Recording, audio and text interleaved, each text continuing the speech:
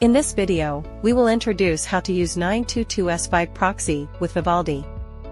First, we open the 922S5 client, go to the port proxy page, click on Filters, and then filter the IP information you need to extract. After filtering, select an IP, right-click, and forward it to an available port. Once the forwarding is successful, click on the port forward list below, find the extracted IP, and click the Copy button on the right. After copying, we open the Vivaldi browser, click the settings icon in the lower left corner, find the network option in the left function bar, and then click the Proxy Settings button. Scroll down and find the Proxy Switch button, click to turn it on, then paste the IP information copied from 922S5 below, and enter the port. Click Save to complete the setup.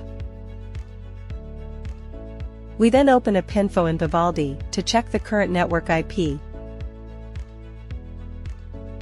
which should match the IP extracted from 922, confirming that the setup is successful.